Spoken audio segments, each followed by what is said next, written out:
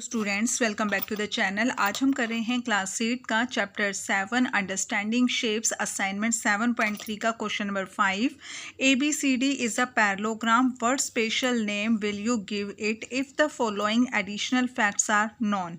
तो ABCD एक parallelogram दिया गया है, what special name will you give. तो आप इसको स्पेशल नाम क्या दोगे अगर इसमें फर्स्ट ऑप्शन हमें बोला गया है AB is equal to AD। तो यहाँ पे ये बताया गया है कि ABCD एक पैरेललोग्राम है। पैरेललोग्राम क्या होता है? जिसकी अपोजिट साइड्स पैरेलल होती हैं, तो वो पैरेललोग्राम होता है। तो यहाँ पर हमें फर्स्ट ऑप्शन दिया गया है AB is equal to AD की अगर AB AD के इक्वल हो जाए, अगर AB AD के इक्वल हो जाए तो आप इसको क्या नाम दोगे। ठीक है, तो इसमें आपको क्या नाम देना है तो ये बताना है आपको। तो देखो बेटा, इसके लिए मैं आपके लिए नई दूसरी फिगर बना रही हूँ। जैसे यहाँ पर AB है, मान लीजिए हमारी है इतनी, ठीक है, और इसका हमने इसको इक्वल कर दिया है AD के, ABCD। तो यहाँ पर जो AB है वो AD के इक्वल है। ठीक है, AB AD के इक्वल है। AB और AD इक्वल है तो बेटा ये जो CB है ये भी DC के इक्वल हो जाएगा। तो यहाँ पर ये हमारी फिगर क्या बन गई? ये एक रोम्बस बन गई है। रोम्बस क्यों बनेगी? क्योंकि इसकी जो साइड्स हैं वो अभी थोड़ा तिरछी हैं, टेढ़ी हैं, इसलिए ये रोम्बस बन गया। इसको हम स्क्वायर नहीं कह सकते, इसको हम रोम्बस कह सकते हैं। इसकी रोम्बस की चारों साइड्स इक्वल होती हैं। तो यहाँ पर हम लिखेंगे if AB is equal to AD। अगर AB और AD इक्वल होंगे तो इसलिए then AB equal to BC equal to CD equal to DA। तो चारों साइड्स उसकी इक्वल हो जाएंगी and it becomes a rhombus. और ये एक रोम्बस बन जाएगा। ठीक है, ये। और इसका नेक्स्ट सेकंड पार्ट इसका दिया गया है, angle DAB is equal to 90 degree. Angle DAB is equal to 90 degree. तो DAB ये वाला एंगल बोला गया बेटा, ये 90 डिग्री का, 90 डिग्री का कम होगा जब इसकी जो ये टेढ़ी लाइन है, जो ये स्लैंटिंग लाइन है, अगर आप इसको बिल्कुल स्ट्रेट कर दोगे तो ये 90 डिग्री का एंगल बन जाएगा। तो जैसे कि अगर मान लीजिए हमने इसको बिल्कुल ऐसे स्ट्रेट कर दिया, ऐसे बिल्कुल हमने इसको स्ट्रेट कर दिया है, तो चारों साइड्स हमारी क्या हो जाएंगी? ये जो लाइन है इसको भी हमने स्ट्रेट कर दिया है। ठीक है, ये लाइन यहाँ से स्ट्रेट हो गई है, ये लाइन यहाँ से स्ट्रेट हो गई है। तो हमारा फिगर इस टाइप का बन गया है। इसको नाम दे देंगे हम ABCD। ठीक है, तो ये हमारा 90 डिग्री का एंगल बन गया। सारे एंगल्स हमारे 90 डिग्री के बन गए हैं। तो यहाँ पर हम लिखेंगे if angle DAB is equal to 90 degree. अगर एंगल DAB 90 डिग्री का होगा तो हमें क्या मिलेगा? देन वी गेट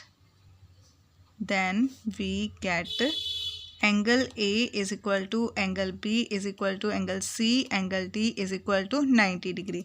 तो चारों एंगल्स हमारे 90 डिग्री के हो जाएंगे, चारों एंगल्स इक्वल होंगे और ये क्या बन जाएगा? रेक्टेंगल बन जाएगा, क्योंकि इसकी साइड्स इक्वल हो गई हैं तो ये एक रेक्टेंगल बन जाएगा। ठीक है, देन इट बिकम्स, लिख देंगे यहाँ पे हम, इट बिकम्स अ रेक्टेंगल।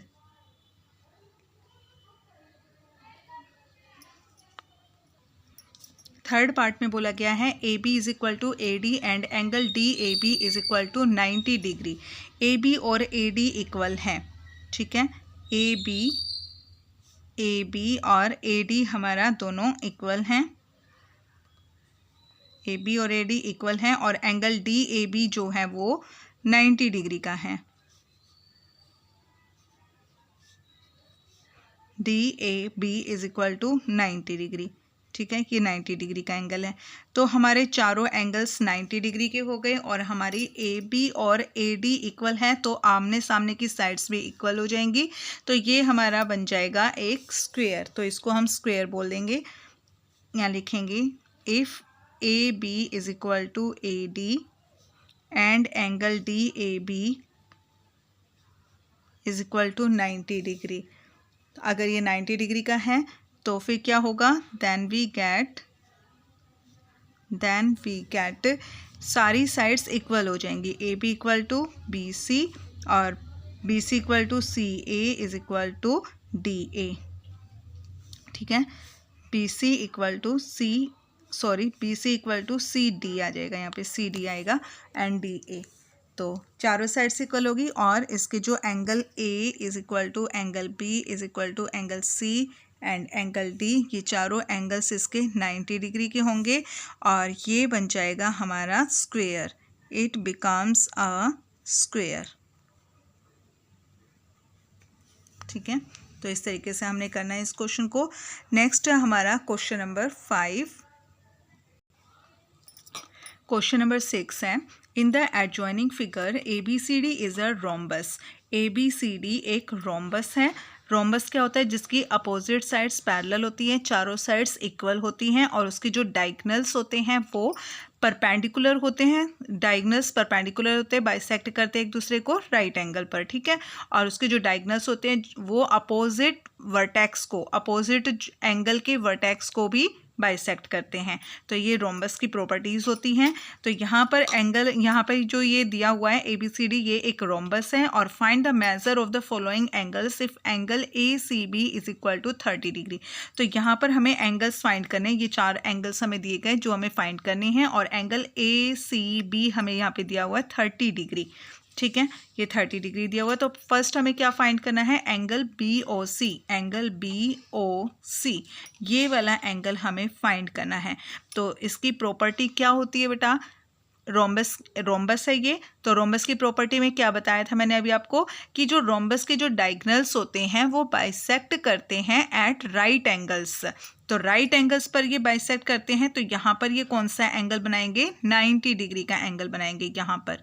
ठीक है, कि एक दूसरे को बाइसेक्ट करते हैं एट राइट एंगल। तो यहाँ पर अब लिखेंगे angle BOC is equal to 90 degree, कि एंगल BOC जो है वो 90 डिग्री का होगा। रीजन क्या है इसका? Diagonals are bisect each other at right angles, कि जो डायगोनल्स होते हैं वो एक दूसरे को बाइसेक्ट करते हैं एट राइट एंगल्स पर बाइसेक्ट करते हैं। नेक्स्ट है इसका एंगल BOC हमने फाइंड कर लिया। तो नेक्स्ट है इसका second part, angle CBO। Angle CBO कौन सा है? Angle CBO। तो ये एंगल हो गया हमारा 90 डिग्री का और एंगल CBO ये वाला एंगल हमें इसमें फाइंड करना है, CBO। ठीक है, ये वाला एंगल फाइंड करना है। तो यहाँ पर हम इसी ट्राइंगल के अंदर देखेंगे बेटा, इन ट्राइंगल BCO। ठीक है, एंगल CBO हमें फाइंड करना है, ये हमें फाइंड करना है। तो इसके लिए इन ट्राइंगल BCO के अंदर क्या है कि तीनों एंगल्स का सम, एक ट्राइंगल की क्या प्रॉपर्टी होती है? एंगल सम प्रॉपर्टी, कि ट्राइंगल के तीनों एंगल्स का सम 180 डिग्री के इक्वल होता है। तो यहाँ पर लिखेंगे हम angle CBO plus angle BOC plus angle OCB, angle OCB। ये बेटा मैंने ACB क्वेश्चन में हमें दिया हुआ है ACB, बट हम यहाँ लिखेंगे एंगल OCB क्योंकि हम सिर्फ इस ट्राइंगल की बात कर रहे हैं, इसलिए हमने यहाँ पे छोड़ दिया A को, हमने सिर्फ ये लिया है OCB। ठीक है, ये होता है 180 डिग्री। रीज़न इसका angle sum property of triangle. ठीक है, angle sum property of triangle. अब एंगल CBO तो हमें फाइंड करना है। एंगल BOC हमने अभी ऊपर फाइंड किया था 90 डिग्री है। एंगल OCB क्वेश्चन में हमें दिया हुआ है 30 degree is equal to 180 degree. तो एंगल CBO हमारे पास आ जाएगा 180 डिग्री माइनस 9 और 3 12, 120 डिग्री, प्लस था राइट साइड में लेकर गए माइनस हो जाएगा। तो एंगल CBO हमारे पास आ गया है 60 डिग्री। ठीक है, एंगल CBO ये एंगल हमारे पास आ गया है 60 डिग्री। ओके बेटा, हमने यहाँ पे अपना एंगल सम प्रॉपर्टी का यूज़ किया है। नेक्स्ट है इसका थर्ड पार्ट, थर्ड पार्ट में हमें फाइंड करना है एंगल ओ ए डी। ये हमें फाइंड करना है angle O A D, O A D, ये वाला पार्ट ओ ए डी, ठीक है, ओ ए डी। तो ये वाला पार्ट हमें फाइंड करना है।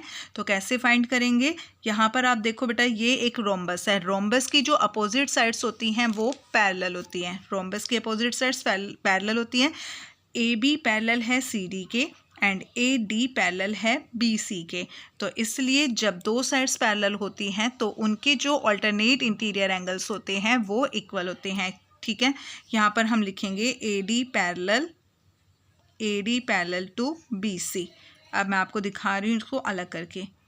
ये ए डी है और ये बी सी है, ठीक है, A D and B C, A D and B C. और ये हमारा बी डी क्या है, ट्रांसवर्सल।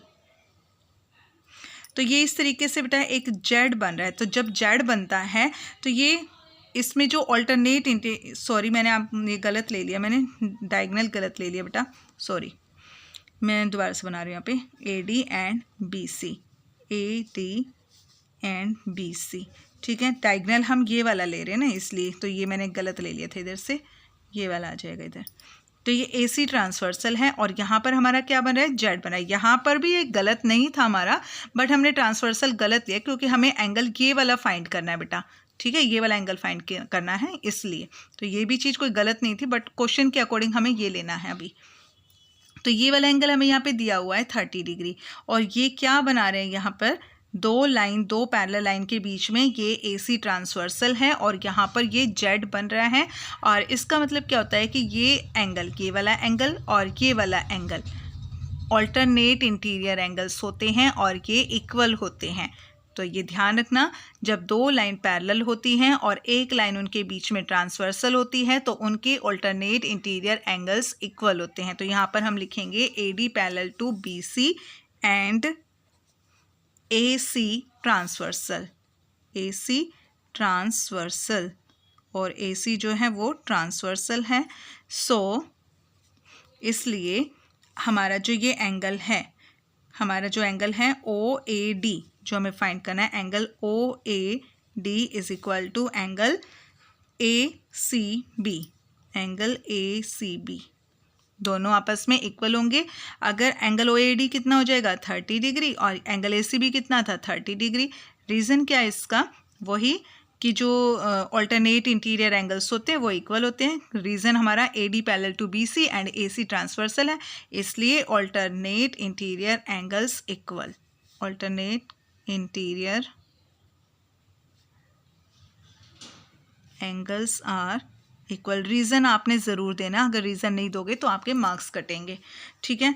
तो इसलिए हमने यही फाइंड करना था, एंगल ओ ए डी हमें फाइंड करना था। तो एंगल ओ ए डी आ गया हमारा 30 डिग्री। नेक्स्ट है हमारा इसका फोर्थ पार्ट में हमें फाइंड करना है angle A B O, angle A B O हमें फाइंड करना है। इसमें angle A B O, A B O, ये वाला फाइंड करना है, ए बी ओ, ये वाला एंगल हमें फाइंड करना है। ये वाला एंगल हम फाइंड कर चुके हैं बेटा, ठीक है, ये वाला एंगल हम फाइंड कर चुके हैं। कितना था, 60 डिग्री था, हमने फाइंड किया था। तो ये एंगल हमारा है 60 डिग्री, ठीक है। तो यहाँ पर हमें लिखना है, क्या लिखेंगे हम, कि जो रोम्बस के जो डायगोनल्स होते हैं, रोम्बस के डायगोनल्स होते हैं वो अपोजिट एंगल के वर्टेक्स को बाइसेक्ट करता है, ठीक है। तो उसके अकॉर्डिंग अगर इसका हाफ पार्ट 60 है तो इसका ये जो हाफ पार्ट है वो भी 60 होगा। बाइसेक्ट का मतलब होता है इक्वल पार्ट में डिवाइड करना। तो यहाँ पर हम लिखेंगे angle C B O is equal to 60 degree. हमने फाइंड किया हुआ है ये एंगल सी बी ओ हमारा 60 डिग्री है। So angle A B O is equal to 60 degree. तो एंगल ए बी ओ भी हमारा 60 डिग्री हो जाएगा। रीज़न इसका आप दोगे, डायगोनल्स बाइसेक्ट